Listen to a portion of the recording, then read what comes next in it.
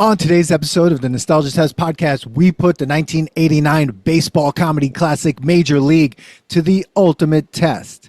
The Nostalgia Test. Just a bit outside.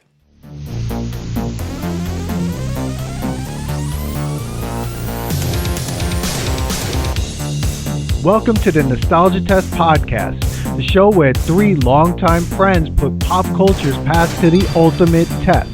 The Nostalgia Test. I was going to do, and this is from number 2. You got no marbles. Oh, yeah. You got no God. marbles. Dude, I am really excited about this one. What's up, Dan? What's up, Bill?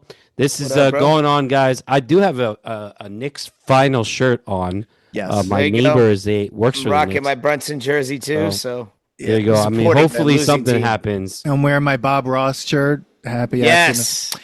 And yeah, because while we're recording, the Knicks are playing right now. And they're definitely meting it up, as Dan They're meting said. it up.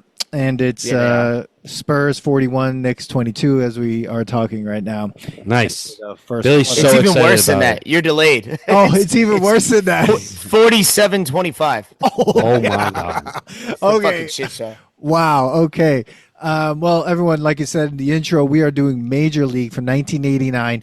We've been doing a load of dog shit so far. Dog shit. And we were like, we need a win. We need a definite win. I think we stacked the deck on this one, but it is the summer. It's baseball, baseball season, right? I don't know anymore. It's baseball season. We're not watching it, but this is a good time to do it. Yeah, exactly. And hey, Major League 1989.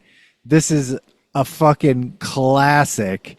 And if you don't know about Major League, then I don't know what the 7.3 on your IMDb rating. I mean, that's wrong. Again, like everyone. They're not getting this right. This should be definitely I would say a 9+. 9+. Yeah. I mean, just definitely. A little bit about this movie. 1989 American sports comedy film produced by Chris Chesser, Irby Smith, written and directed by David S. Ward, that stars Tom Berenger, Charlie Sheen, Wesley Snipes, James Gammon, Bob Uecker, Renee Russo, Margaret Whitten, Dennis Haspett, Corbin Burnson. Now, the whole point of this movie is very simple. The new owner of the Cleveland Indians puts together a purposely horrible team so they'll lose and she can move the team.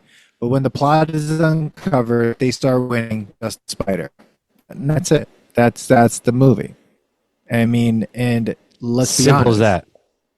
I love it. Fucking simple. Hour and 46 minutes. Right in the pocket of a good comedy. It's funny, just to pause. Ted Lasso's first episode, the wife takes over the soccer team. That's right. Or football team.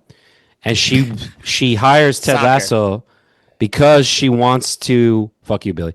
Because she wants to make them lose because she hates her ex-husband and she wants to sell the team. So the plot of Ted Lasso, the first episode, was this plot. It's a good point. I never even thought about that, but you're right. Yeah. And then they end up, and she ends up wanting it to win, whatever. If you've never seen Ted Lasso, you should watch it. But anyways, we're talking Major League. I told you guys the story, but I'm going to tell it now. Don't know if I said it in the podcast. When I moved out of my mom's house after college, moved in with Dave and my sister, we were living in that house that was crazy. We didn't have cable yet. I had a computer that still had AIM on it. I had a tower. Shout out AIM. I had a tower. Windows computer, and I had one DVD, and that DVD was Major League, and I watched Major because back then I couldn't go to sleep without having something on. I watched Major League. I gotta be 6 months straight until we got cable. Just watching That's Major crazy, League dude. all the time. That's amazing. So that's how much I didn't even need to watch it. It's probably burned in your memory. It's burned in my memory. And I didn't need to watch it to know what I was going to feel about it. This is the one I was for sure going to be like, this is not failing. There's no way this could fail. It's just too damn good. Another anecdote here is I was telling Dan, I don't like baseball. Yeah. Like watching baseball. I don't care about it, but I love baseball movies. I get it, man. It's the same reason people that don't really like sports will like sports documentaries, because it's like, you know, it's just something you can relate to, of like the human condition of like this, like, you know, they're losers and people are against them and want them to lose, and then it's like, fuck you, we're gonna win anyway. It's like, it's just like you just connect with it, you know? Yeah, there's like Bad News Bears. It's the misfit toy thing. Like, Bad News Bears with less racism. Dude, that movie is crazy. Dude, that Slapshot, like those movies are, those are not acceptable anymore.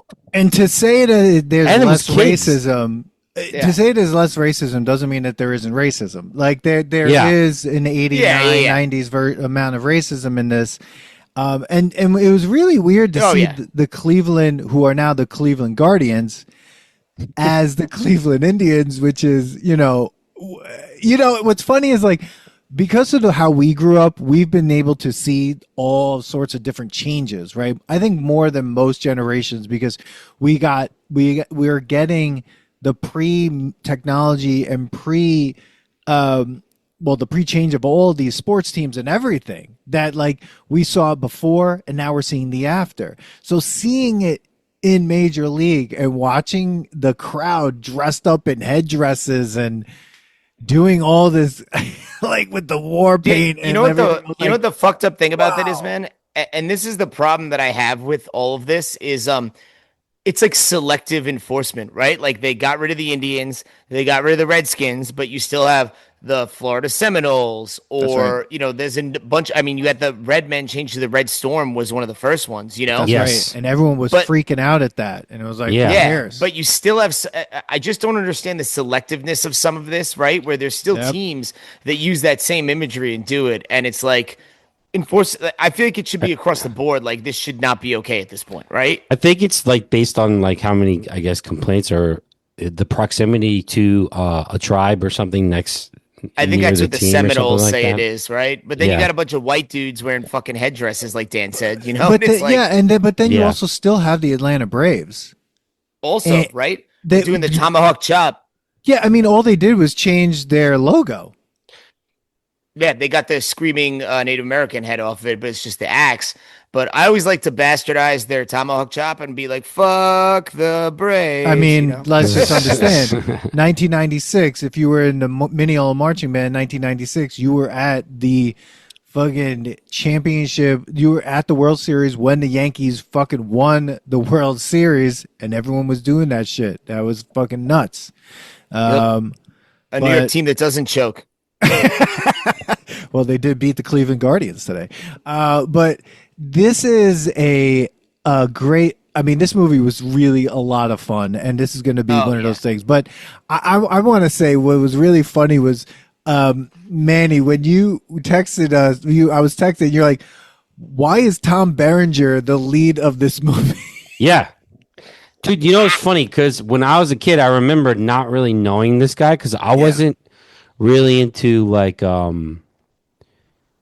he was a cowboy guy, right? He was like a Western sort, kind of. He's in like not B movies, but like not like a top tier movie, like a shittier second level movie, right? Like, you know, he's like a poor man's leading man. Which is weird though, because like when you look at all the movies he was in prior to this, I mean, it still doesn't make sense. He was in Platoon, but so was Charlie Sheen. Yeah. And Charlie Sheen was in by the way, during Wall Street, 1987. Young Guns, 1988. Just even those two. And then even before that, he was in The Wraith. Wait, Tom Berenger's in Young Guns? I didn't remember that. No. Charlie Sheen. Oh, I was saying, what the hell? No, like if you think about that'd be crazy. If you think about it, like Tom Berenger, yes, had a longer career, but if you compare the movies that they were both in during that time, like leading up to Major League, I still think you should Charlie Sheen should have been the main lead, which is why in Major League 2 he becomes much more the focus in a way.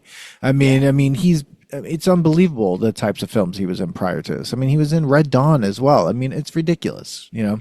Oh, dude, yeah. I mean, Charlie Sheen is like, I mean, how do we want to do this? Do we want to go through like parts of the movie or talk about? Because I mean, I love the way the movie starts, man. Yeah. Like, I love like they jump the in. The soundtrack to this movie is interesting. Oh, it's great. There's no bullshit exposition about like, you know, hey, it's a newspaper article. The husband died. This woman's taking over. Like that's why I love 80s movies. Didn't fuck around. I love when they set it up that way. You know, I love when they set it up that way because we get it right away. Right away. Oh yeah, done. And one of my favorite parts of the movie is the whole intro where like all the players are showing up and and they're like, who the fuck are these guys? And the Misfits manager show up. The manager is one of my favorite parts of this movie because he's just like a no bullshit motherfucker, you know. I love his call. I love the call when he calls him, and he's like, "What do you think about pitching for the major leagues?" And he's like, "Well, I got a guy on the other line calling about some white walls. I'll get back to you." And he's like, "Guy's like, what?" He's great. I mean, James Gammon. I mean, he was so funny. I mean, and he's even good at Major League too. I mean, it's hard to talk about this movie and not reference that movie even because that it was so. It's I don't know if it's as good, but like he's funny. I would say it's not as good. That movie's more slapstick, where this movie is smarter. But this, like, I think it's worse on Major League 3, Back to the Minors. Oh, fuck that. I never saw it. It's like Godfather 3. I did, but like I saw it in the theater. Oh my god! Oh god! But he's great. The catcher was into like porn or something. Like he had that was Major League 2 stuff. Where he had he's in the third one. He's in the third one. Oh god. Okay. Well, it kept getting worse. It got worse. Yeah. That's horrible. But I mean, the part where Willie Mays Hayes shows up and it's Wesley Snipes. So Charlie good. Sheen is great. You know, Corbin Burnson is such a prick. Like he plays a prick to a T. You know, so good.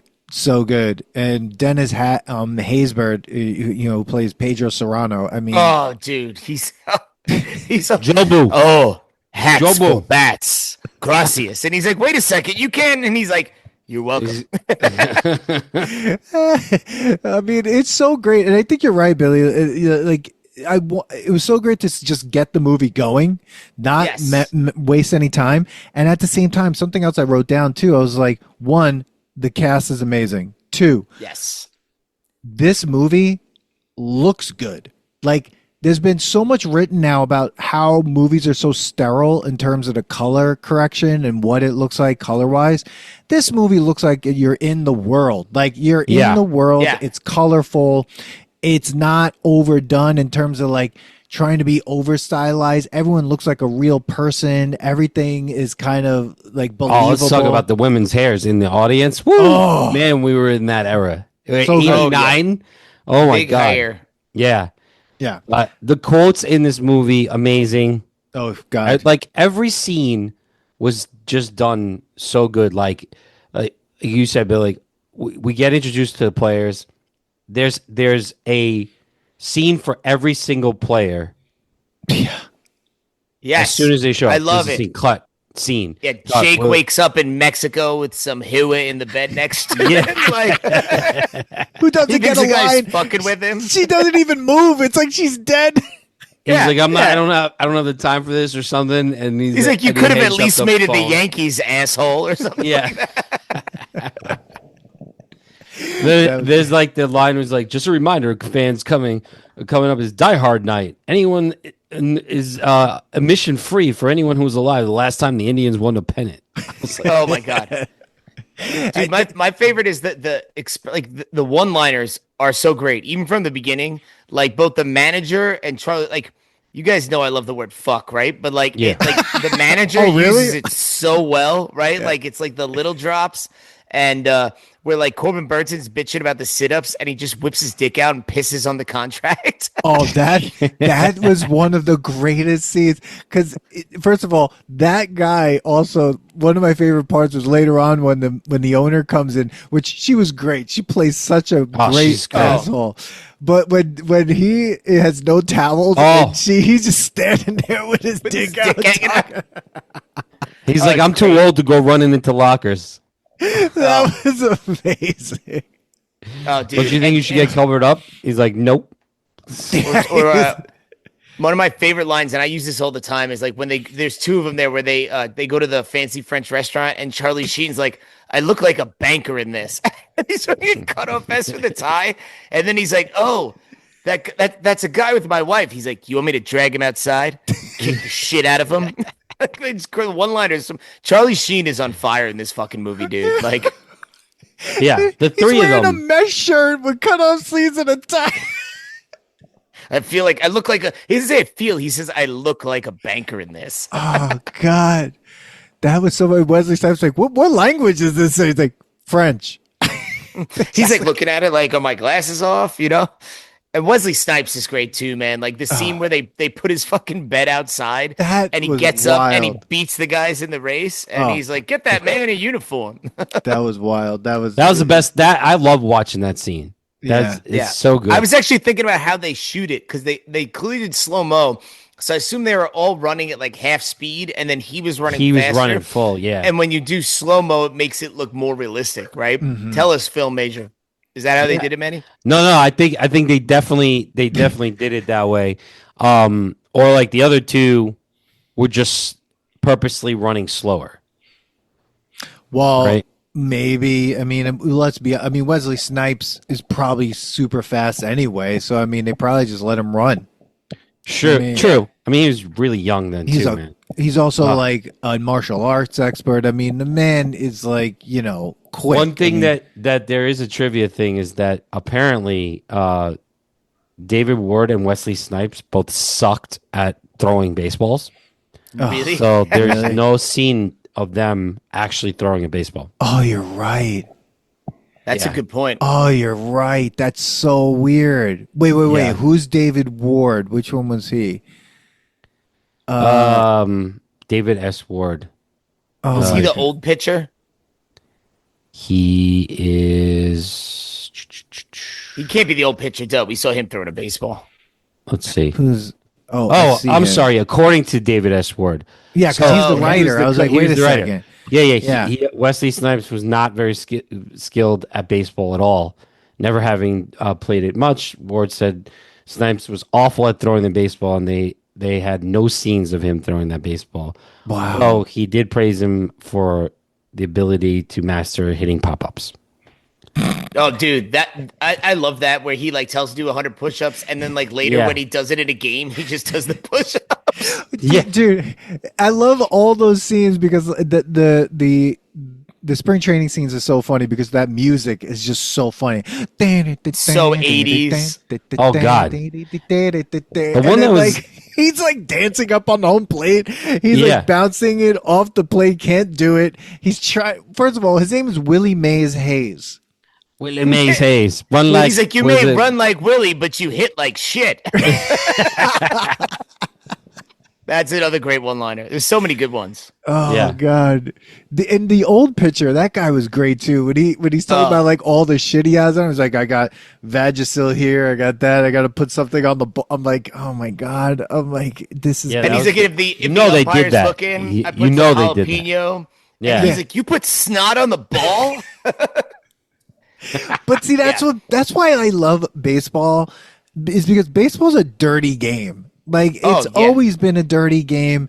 Even now, as they maybe cleaned it up, it's still a dirty game. I mean, these guys are always looking for some reason to fucking do something. Yeah, it's always been spitballs and that shit. And in the 70s, everyone was popping greenies, which are basically amphetamines, right? Yeah. And then you get in everyone in the 80s. I mean, the 86 Mets were fueled by cocaine, and then you have the steroid era. So always you're always looking for that advantage because honestly, it's like a chess game, right? I feel like it's the most strategic sport, like at least the game we grew up with. I'm not counting whatever the fuck passes for baseball nowadays, right? But like it's like a chess match. It's like, okay, what does he think I'm going to throw here? What do I think the pitcher's going to throw at me? And it's a mental game, So, but yeah, it's dude, there's so many of these guys are good. The Serrano stuff with that guy, the old pitcher too, where he's like, are you saying Jesus Christ can't hit a curveball? That I love it. I mean, the smoking in the fucking room, like in the clubhouse, the everything. He's like, yo, bartender, Jobo needs a refill. He gets hit with the fucking bat in the head. I like fell on the floor laughing about that, even though I knew it was coming. Yeah, because it's so good. I mean, let's talk about. I mean, I know we're all over the place, which is the podcast, but like, let's talk about, for me, which in my opinion, the hero of this movie, the greatest part about this movie, and what probably saves Major League 2, and that's Bob Uecker. Bob Uecker is fucking fantastic. His timing is so spot on that it's just like, I don't even know what to do. It's a comedy like class what he's doing. Everything is like ball 4, ball 8. Just a bit outside. Yeah, he's like, I can't believe they're not swinging at these close pitches. And that's why, and even in 2, when he asks Monty for something, the guy doesn't say anything. Like, what do you think, Monty? I love that whole good addition, Monty. That whole play of that, like that, there's always 2 people speaking and one hardly says anything. Amazing. But he didn't say. What did Monty ever say? Nothing, right? The whole. He said something at the end. He did say something at the end. Yeah, okay. That was it. That's the whole joke, right? Like, it's like the Silent Jay and Silent Bob of the movie. Yes. You know, like 2 is the one where he finally takes over, right? Where Uecker passes out. Oh, yeah. And he's like, take over. And he's like, fly ball. Caught. Yeah, exactly. But that's what's so funny about this, when he goes, and the roar of the crowd, and they put the microphone out, and there's no one. The field is the whole stadium's empty. They're trying to make cheering noise. themselves. Oh my God. He's looking at the reporters next to him. He's like, yeah, okay, yeah. And then they like lose. He's like, fuck this. Like, and his descent is great. Like at the beginning, he's drinking like a Miller Lite, and then like halfway through, he's drinking like a bottle of Jack Daniels. It's sitting there the whole time. Yeah, Bobby, and he was a real announcer too. I want to say for the Brewers. I want to say. Let me look that up. But yeah, he was a real announcer. That's what makes it so great. So like, he's got the voice. Yes, and it's just so great because. Let's be honest. I mean, he reminds me of so many of the announcers from our era, Billy, of watching baseball. Like, they're just wise asses and they don't give a shit. Like, they're literally don't care. That's why baseball announcing is so funny, because they have to talk about other shit and make things up while nothing's happening. So they'll just say shit and it's just nonsense, like absolute nonsense. Like, dude, that's why I loved, even when the Mets were bad, when Keith Hernandez he would just talk about crazy shit. Like there was like, I remember one time they were out in San Diego and like someone with huge boobs is eating a foot-long hot dog. And Keith is like, wow, that's impressive. And they go, yeah, that's a big hot dog. He's like, I'm not talking about the hot dog. It's like, oh my God, dude. So Bob Uecker, I mean, he passed away last year. Was an American baseball catcher. He was a baseball player, was a catcher and sportscaster who served as a play-by-play for the Milwaukee Brewers. So for 54 seasons. Wow. And then he was also on Mr. Belvedere. Was he? Yeah, he was the dad. Oh shit, he was. Wow. Holy shit. Dude, I forgot about that. Holy shit, you're right. He's the greatest. I mean, seriously, one of the best parts of the movie. I mean, it's unbelievable. Everything he did was just so funny. But yeah, I don't know. Like, I will say this: the main critique of this movie for me is get rid of this fucking love story. That was. I don't know what was going on. I was pressed for time watching it today. I forwarded through some of that shit. When he shows up to the apartment, I forwarded through that. I'm like, I know this. This is bullshit. So there's actually a deleted scene where they actually get married at the end, and there was a wedding. Well, but they were like, then that would have made the movie about them and not about the team. But here's my thing: asking about that. Does she only live in places that don't have doors? Because even the second apartment, you just walk up the stairs. There's no door to her apartment, really. There's like he just like walks up and she's like, "Oh, hey, like, where's their door?" And then the first one was he just walks out of this elevator and then you're into it. Like they don't have like a little vestibule. Wait, isn't that similar to the apartment that the woman has in Cocktail though? The rich one? No, the rich one doesn't. He has a door. There's a door. That's a door. He comes through the elevator. I knew Manny would know. I couldn't remember. He has a door. Here's a door. Well, I mean, the problem with that scene is that if you live in the penthouse suite and the elevator opens up into your apartment, you have to put a key in to actually get up there. You can't. That's why it wouldn't work. Yeah, there's no guy who. First of all, everyone's dead broke in this fucking movie. All these players, and so when he said he made the league minimum, I looked that up. So at the time of this movie, 1989, what was it? The league minimum was $68,000. Okay. Oh my god. Wow. With inflation, but that was okay for with inflation. Yeah, it was good. It was good money back then. Yeah. It's approximately about 163,000. The league minimum right baseball? Now. But the league minimum right now is $780,000. That's the league minimum. Shit. Yeah. You don't even be that good. You don't even have to play. You could be sitting in the dugout and make $780,000. Yeah, you're like the seventh outfielder. That's fucking crazy. That's fucking crazy. It's it really is nuts.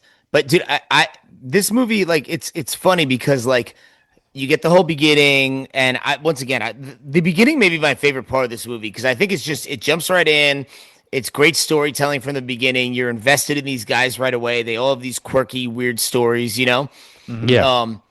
And then they suck, they lose, but it starts coming around. And once they find out about the plot and where they get the thing of the woman where they pull the clothes off. Oh, I remember buying this movie because I'd only seen it on cable, and I remember riding my bike to Tower Records in when I was probably 14. No, probably younger. It was probably middle school. To buy it on video and watching it at Matt Brown's house and being oh man, I can't wait until I see the uncensored scene where we actually see this woman naked, and then it's pasties and a G-string. Pasties. I was God damn it! When you're 13 and you're the world was different then. You'd have the internet, right? So we're let's see if there's boobs in this R-rated movie. Yeah, it was renting. It was when you were okay, Pamela Anderson's in barbed wire. Definitely, I'll watch it. And it's you're just okay, you see a boob, the shadow of a boob. Your teenage hormones are just where can I see this? All that's happening is you and all your buddies are watching this and in the weirdest way and being now that I look back, I'm that not right. None of this is correct. No, it's it's once again your hormones at that age are dominating, but that's where it's funny. The movie takes a turn with that, and they go on the winning streak, and then. It's I feel like there's three different parts of this movie almost, right? It's they're shitty and you're getting to know these people.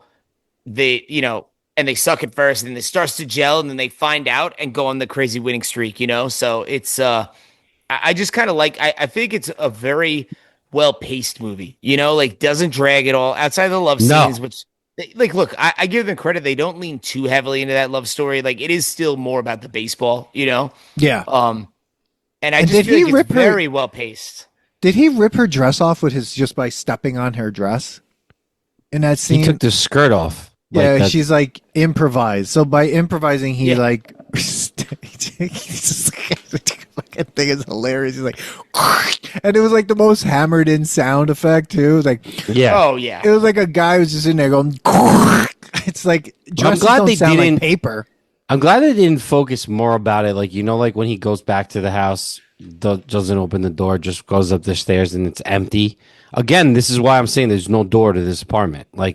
She's just he can just walk up this thing and it's an empty thing.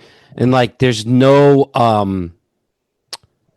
there's not much of a story of why she decided to end up marrying him and then not, and you just see her at the end and she shows that she's not, and you're okay, it's good. That was, to me, if you're gonna have a love story, why they even needed it, not really sure, but at least it was not heavy, like Billy said. They didn't lean so far into it. It was it did take a break from whatever, but talk about the other love story that was going on when Vaughn bangs what's his name's wife?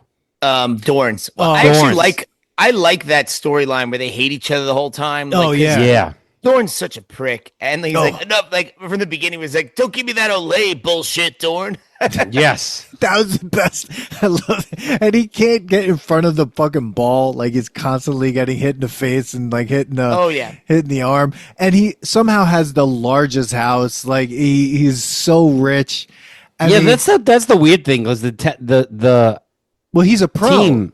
Yeah. That's true. Well, they say at the beginning, right? They're like, wait, I thought we didn't have any high-priced talent. He's like, oh, Dorn, we signed him 2 years ago. He's high-priced, but he's not talented. Yeah. And you know what? He deserved all that shit because he's on TV. The cameras are there celebrating, and he takes some random girl into some back room. Your wife is watching. You know she's going to be watching. She's invested in your career. It's not like she's just going to sit at home and stare at the wall. Yeah. You know? And it's just like, she got back at you because you're an idiot. Like, well, that's probably like why he wasn't pissed off. You know, he's probably like he deserved it. Well, he was then pissed. He punched him in the face.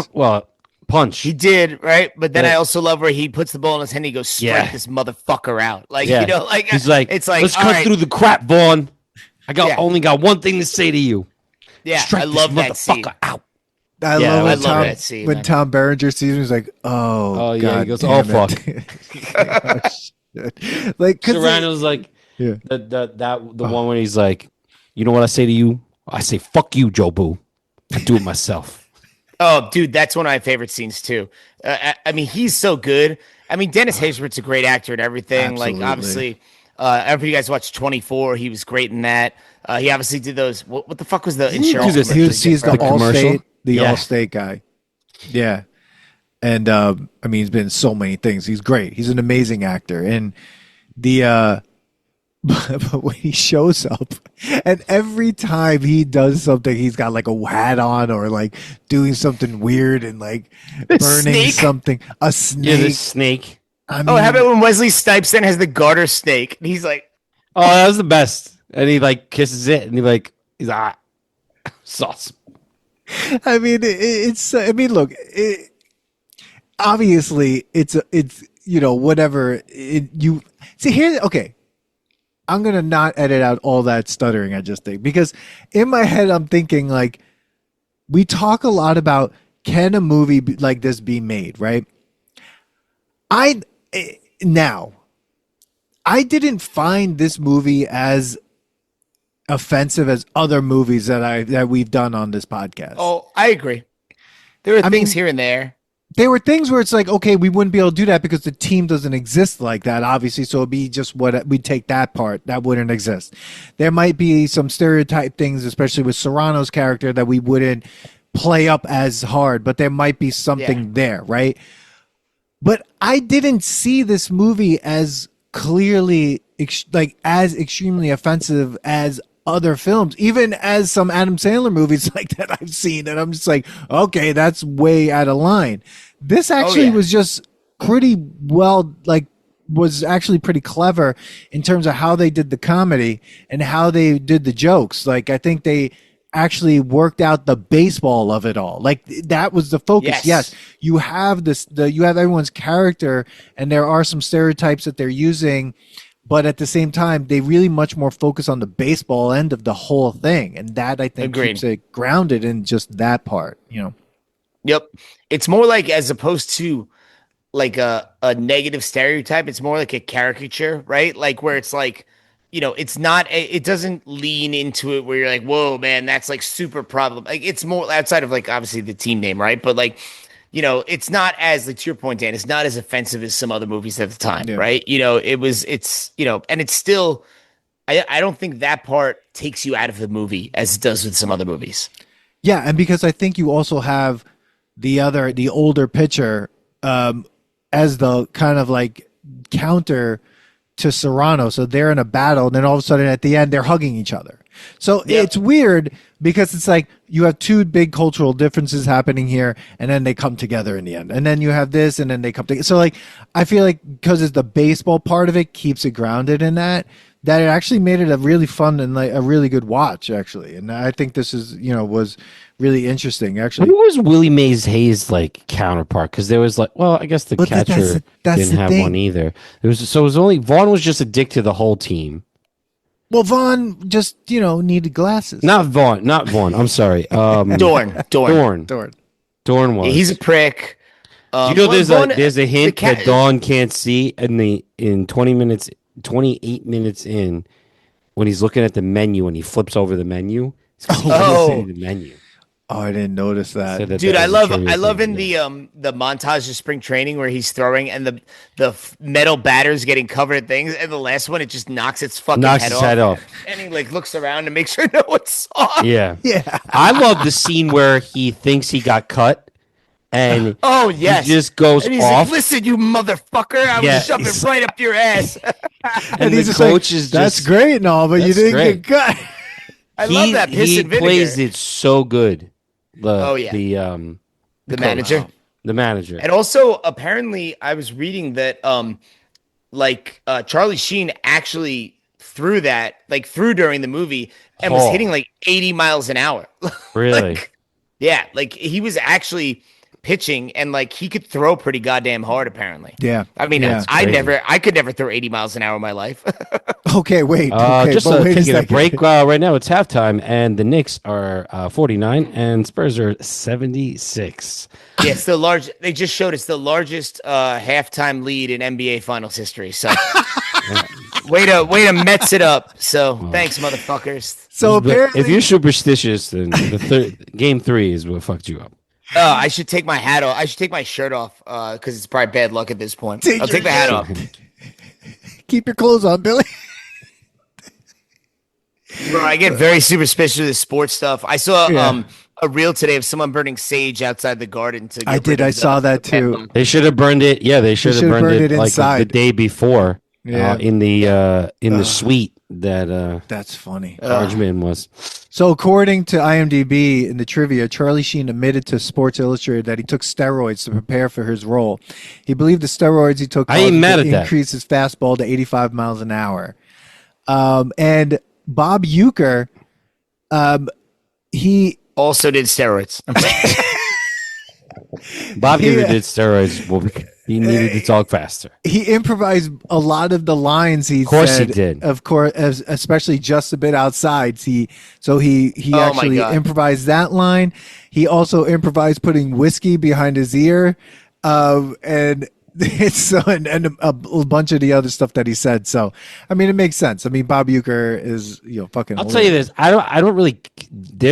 I'm not really ever pissed off that like actors do steroids. Like, no, it's their job to be jacked. They're not taking advantage of like getting a gold medal or competing against another athlete.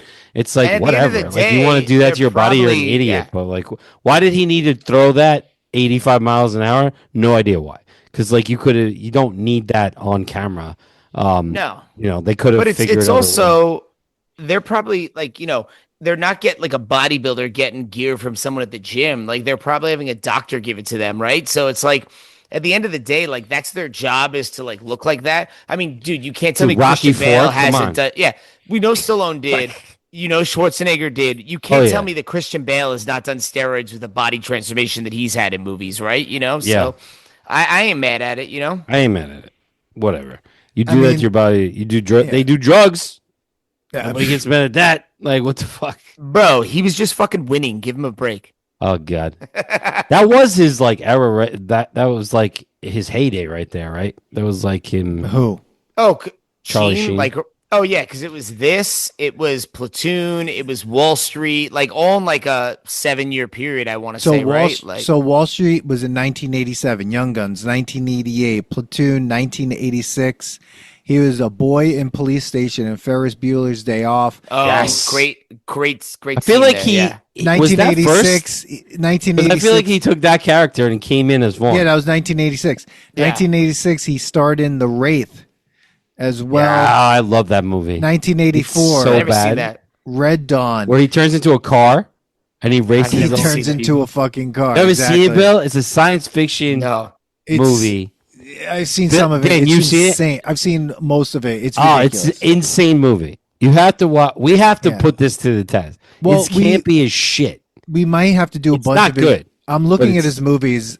Navy SEALs, 1990, Men at Work. That movie's shit. First of all, Men at Work, great movie. Great movie. I watched that recently again. Still holds up. The Hot Shots, Loaded Weapon 1, Hot Shots Part 2. I mean, he was also in the Three Musketeers. I mean, listen. Yeah. Terminal Velocity. This man has He was in Charlie Terminal Sheen. Velocity. Let's just be honest here. Charlie Sheen has had one of the greatest careers probably of all time. And the fact of the matter is that like he shouldn't have had this career. Because he should have been kicked. He was on drugs. He's a horrifying human being. He's that whole thing with like during that period of time, he was like attacking people, assaulting women. I mean, he's a horrible person. He's a terrible person. And the fact that he's been allowed to have this career is mind-boggling. It's just mind-boggling to me. But a little bit of nepotism, maybe. A lot of nepotism. There was. Well, but his brothers didn't have his career. Well, because he's an Estevez. Because he has his real name, you know? That's right. But I will say, like, when he was on, like, he's great in all those movies you just described. Like, when he's on, he's a great fucking actor, you know? He's a great actor. And his comedy timing is bar none at this point. I mean, even 2.5 Men, I don't know if you ever watched it, but, like, he was great on that. He was great on that show, you know? The timing that he has in that show, it's so great, but you're also watching being like, he is on so much cocaine right now. And oh my god! Yes. Oh yeah, and it's obvious. It's obvious. It's just like ridiculous, and then it's just like insane. But that show it's good because him and John Cryer were great together. I mean, yeah, you know, yeah. Back to this movie. Christ, movie. What more can we say? It was perfectly done. Great timing.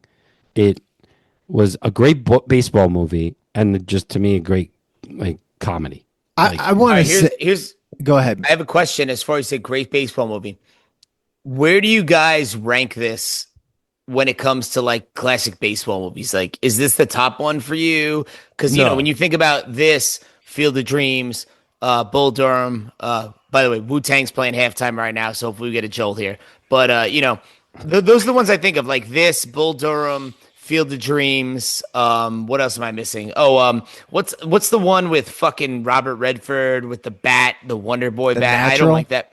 Yeah, I'm not a Natural. fan of that movie. It's too cheesy, but some people love that. Then you have the Rookie. You have Rookie of the Year. Yeah. So Rookie, I would never say saw that this isn't like, to me, it's like baseball is in like a winning kind of thing. This was a good baseball comedy movie. Mm-hmm. Because like when they won, I wasn't, because first of all, don't they have to go play the World Series? Yeah, they don't win the World Series. That's what's so funny about this movie is like they don't. Do they win the World Series? No, that's the beginning of Major League 2. They lost in the World Series. Okay, that's the whole idea. Got it. So we're so excited that they won the conference or their league's championship, right? I don't know where I would put this, Bill, because like I also like that movie, For the Love of the Game. Which one is that? That's when what's his name plays a pitcher who hits a no-hitter and a really like he's like towards the end of his career. What was his name? He was in why can't I think about it? Richard Gere? Nixon? No. Richard Nixon. No, the guy in Field of Dreams. Why Kevin Costner? Oh, Kevin Costner. Oh, I know that movie. Yeah, he pitched and like it goes Tigers, back and right? forth between like a love story and he like his beginning of his career and him pitching. He's pitching a no-hitter. Okay. I would say that that's like my top 3 baseball movies. It's just done. It's done well as a rom-com, like, and also a baseball movie because throughout this game that he's pitching this no-hitter or could be a no-hitter, you go all the way back from when he's a rookie and he's playing on the Yankees. But then now he's in Texas playing on the Rangers, and like there's this whole back and forth throughout every pitch, and he's almost, why his hand hurts and all this stuff. And you go through his whole life and how he meets this girl and he's kind of like he's playing her, but yeah, whatever. It was done really, really well. I thought it was done really well. I enjoyed it. I've never seen that one. It's a good one. I mean, but also you have The Sandlot, you have A League of Their Own, which A League of Their Own is League of Their Own, great movie. It's fucking amazing. Fucking amazing you can't movie. Talk baseball movies Top without 2. A League of Their Own, and then you have what I think is the biggest atrocity though of a baseball movie, and that's The Babe with John Goodman when he played Babe Ruth, and he keeps falling down every time he swings a fucking bat. That never fucking happened. It's hard to say. Like, what is a good movie? 61 is also a good baseball movie. 61, 42, 42, Mr. 3000 with Bernie Mac. Bernie Mac. Oh, that was Mr. Baseball great. with Tom Selleck. Yeah, see that? Yeah. The Rookie was really good. You mentioned Angels that in the Outfield. Yeah, fuck that movie. You don't like Angels that? aren't real. Angels aren't real. Fuck that. Tony Danza. I don't know, bro, because it's tough. Like I don't. Hardball with Keanu Reeves. Never seen that one. See, for me, I would put this as my number one baseball movie. Like Brewster's Millions. Oh yeah, I think I would put Sandlot. I think I would put Sandlot, just because like you're watching kids play baseball, so you're just watching. I put Sandlot in a little different genre to me. Yeah. Like, okay, I'm talking like that's like a coming of age movie, right? Yes. Like, I would say Sandlot is more like Stand By Me than it is Major League. You know? Okay. How about that movie with the monkey Ed? Ed. Oh Jesus Christ! I'm looking at a list of movies. Just looking at all baseball movies. What's the number one baseball movie that comes up? Okay, so it's going to be Field of Dreams. The number one is no, it's not. It's got 100% rating. The Natural. Is it The Natural? No, it's Rookie. not. I've never heard of this movie. I don't know any of these people. No, it came out in 2024. I like Moneyball. It's called Moneyball's a solid movie. Apparently, it's 90% bullshit though. It's called Ephus. Ephus. Oh, it's about the Ephus pitch, like the super slow changeup that you throw. Like, remember El Duque used to throw it? It's got 100% rating. Is it a documentary or is it like a movie? I don't know. It looks like a movie, and then Bull Durham right below that. Bull Durham's a good movie, so I could see that. I haven't seen Bull Durham in a long time. Some of these are documentaries. Moneyball. It came on right after this one. Dude, Moneyball's above Field of Dreams. Up for grabs, Moneyball. above Field of Dreams. Sugar, above Field of Dreams. Field of Dreams is number 9. No, it's not on IMDb. IMDb, it's Field of Dreams number 1. Well, this is some other. Then there's A League of Their Own. Then this is Moneyball. on Rotten Tomatoes. Major League comes in 4. Really? 8 Men Out comes in 5. The Natural comes 6. Oh, 8 Men Out is 8 Men Out is the one about Shoeless Joe, and doesn't like De Niro play Shoeless Joe or something like that? Which, look, the Bad whole News Shoeless Bears Joe is number Jackson 12. thing is, really? Yeah. For me, I'm putting Field of Dreams as my top baseball movie. It's a movie that I would watch. Fair. Have you been there, Bill? Like to the Field of Dreams? Dan and I went on our cross country trip. Yeah. Dan had a moment. I took a nice dump in that. All three of red us. hot. Oh, all three. Sitting in the red hot fucking. It was horrifying. Porta potty. It was horrible. Horrible. I took a good photograph. Sun shining right on it. Took a good photograph of all of us coming out of the corn. Somebody will die. Yeah, we have a good picture of all of us coming out of the cornfield. Yeah. No, this is a good one. Do you have that somewhere? Somewhere. Ah, be a good one. I would say like for me, this is my. I'm saying now because I just watched it's my top one. So let me just say my top 3 would be like this, Bull Durham, and Field of Dreams. Like depending on the movie. I gotta check out Bull Durham again. It's a long time Bull since Durham's I saw great, some Bull Durham, but I didn't see the whole thing. It's great. Yeah. It's also funny too because living down here now, like I go to Durham Bulls games, and like how Durham was in the '80s is obviously completely fucking different than it is now. So it's a little weird. But I mean, because dude, that one you got Kevin Costner, you got Tim what's Robbins. his name? Tim Robbins, Susan Sarandon, like, you know, that movie's great too. That's a really good movie. It's, but then again, now that I'm thinking that like League of Their Own's got to be up there too. It's fucking hard to say, man. That I watched that movie last year again, and that movie holds up great. Like Tom Hanks is great in it. Oh yeah, the whole thing. But yeah, I don't know. I think that. All right, let me distinguish it. I think this is the best baseball comedy. Yeah. In my opinion, it does come in number 4. Yeah, I think you're right. I think it is a good baseball comedy. I think it's probably the best one. Because if you're gonna separate the Sandlot out of it, because Sandlot is fucking comedy great, as well, but like it's a whole other thing. It's a baseball movie. It's not. Here's the thing, and this is where we get in trouble again with Die Hard being a Christmas movie. Okay. Sandlot is a movie about kids who play baseball, but it's not necessarily it's them having a summer adventure. Movie. It's a movie about childhood. They're having coming of age. They're having a summer adventure. They're having sleepovers. They're telling stories. Right. They happen to play baseball, and because of that, the ball goes over, and then they have to figure out how to get it. So as a team, they do that, and I think that is this. That's like Rookie of the Year. Age, Billy. Rookie of the Year is more a baseball movie than Sandlot is because he's actually playing for the fucking Cubs. Yes, which is also a funny movie. That movie is hilarious. I what love makes what's his that name movie? in it? The Daniel baseball Stern. coach. God, he's inside. He's like, he's in the cage. That, and the manager who keeps calling him different names. He's like Rosenbagger. Where's the sign? It reminds me of you ever see Fletch where he's like Dr. Rosenpenis. I have Fletch. So let's wrap this up because can I say one more thing about this movie? At the end, when they're doing the sign and they're signing what they're gonna do to each other, I had to write down immediately like baseball signs are fucking nuts. They're crazy. When he's like,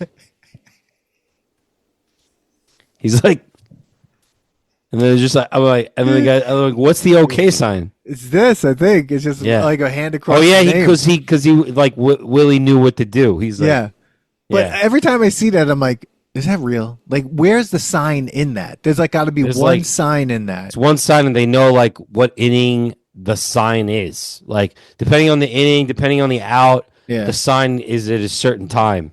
But Billy, have you ever seen a batter sign to the manager or something like an audible almost of a play, like with the way Tom Berenger did? Remember. No, right? Do they still do signs? Yeah, I guess they do.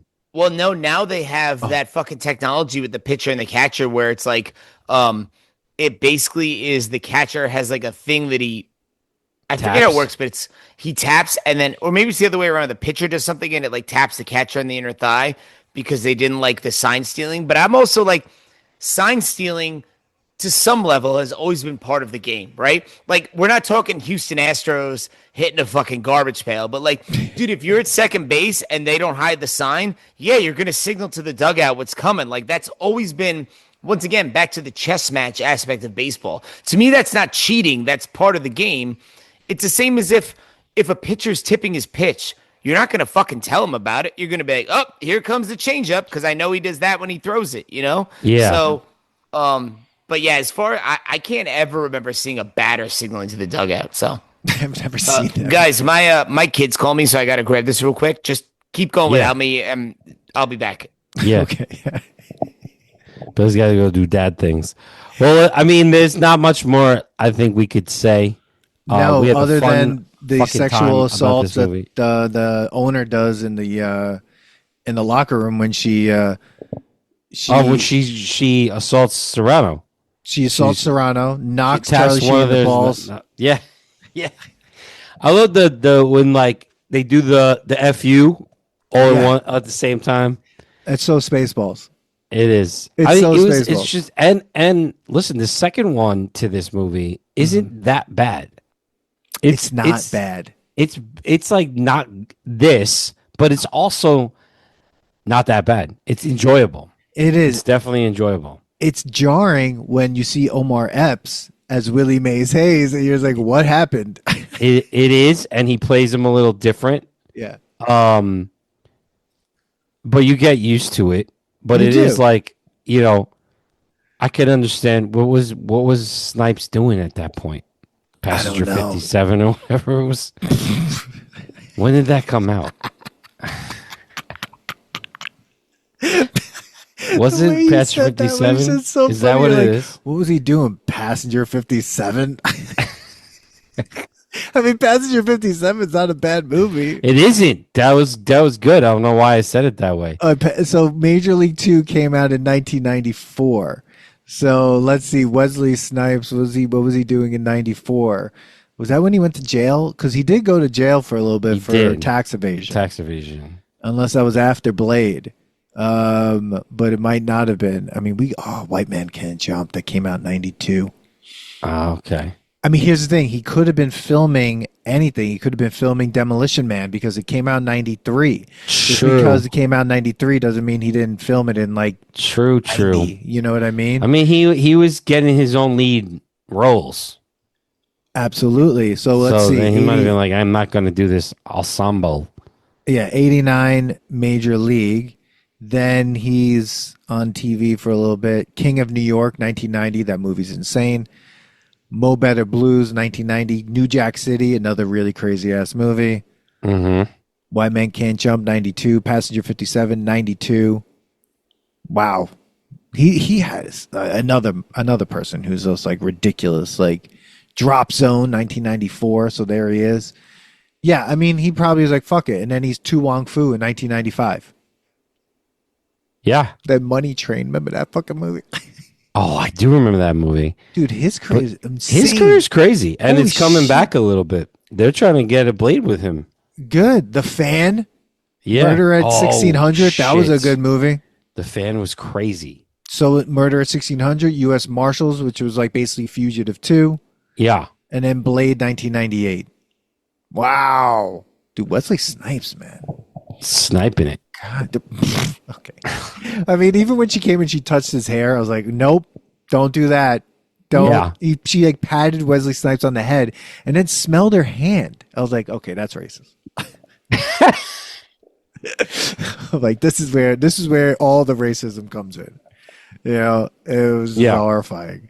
Too bad Billy had to bounce because I was going to ask, what was his favorite sports movie then? Oh, well, we can get him when he gets back. Because you got football involved there. Because we have to put this to the test, but oh my God. The Knicks? So the update on the score right now, 81-52, Spurs. Wow. They are metting it up, shit bro. in the bed. Oh, God.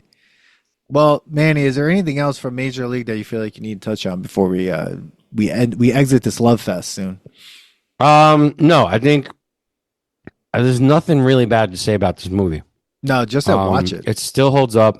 I love the whole, even like the airplane to the bus scene and then. Oh, holy shit! That's right. Remember that part? We totally yeah, because she tries to like fuck with them. We totally forgot to talk about how like they were all reading comic book versions of classic novels. Yeah, yeah. I'm telling you, every scene in this was so well written. Yeah, yeah. Like there's subtle hints. Yeah. Even like the part where the coach is like, "Hey, we got to sit you because you're not good with the Yankees." Yeah.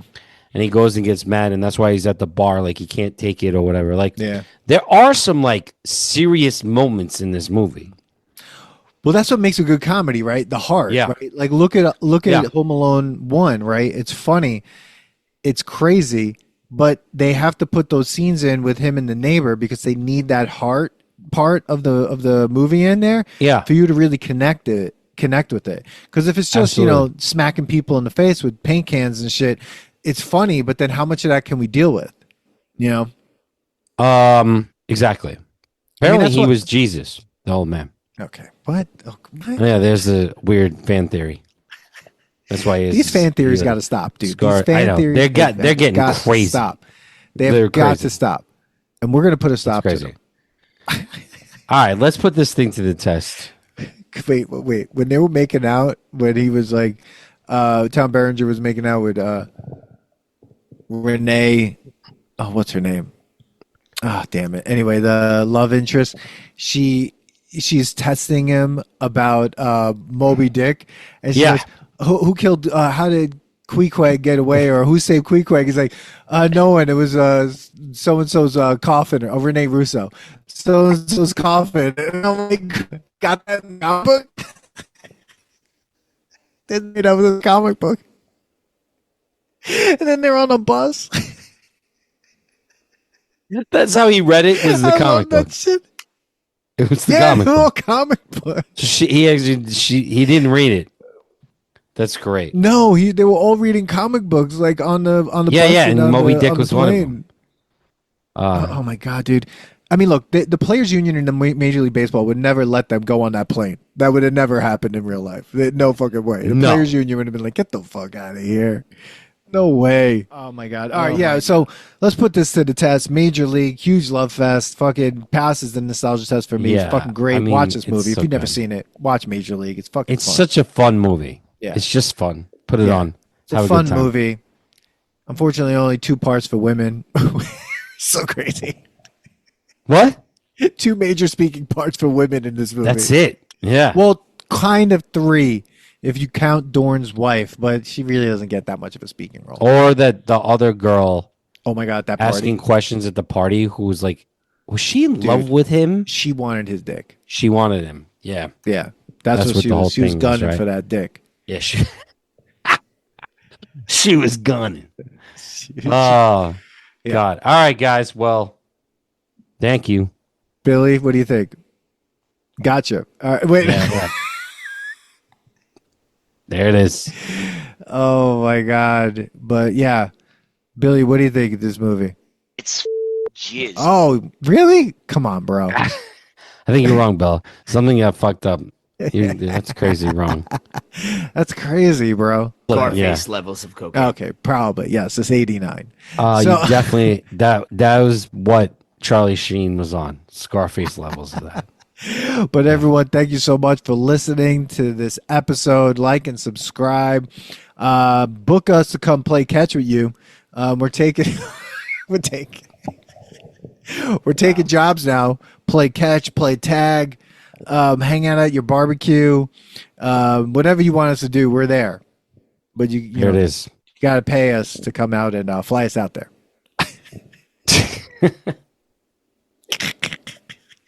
Major League 2 is coming up next, bro. I'm watching that one. Yeah, because we're looking for that money. So, I mean, there it is. He's got it. He's got it from the last episode. But everyone, like and subscribe. We'll see you on our next test. Boof. All right. I hope he's all right. Dude, I know. I wonder if the kid's upset that the Knicks are getting their ass kicked. But the Knicks have 10 this quarter, and Spurs only have 5. 81-59. Crazy. Sorry about that. There he guys. is. Oh, there you are. Okay. Billy, you just anyway, missed it passed. Okay, it's fine. We don't need me to expose on that. It passed. Yeah, Share this episode with your friends. Subscribe and follow the Nostalgia Test podcast on YouTube, Substack, Instagram, TikTok, and Blue Sky. Send us your episode ideas and comments, or book us for podcasts and events at thenostalgiatest@gmail.com. Come hang out with us next week, because you never know what pop culture will pop up on the Nostalgia Test.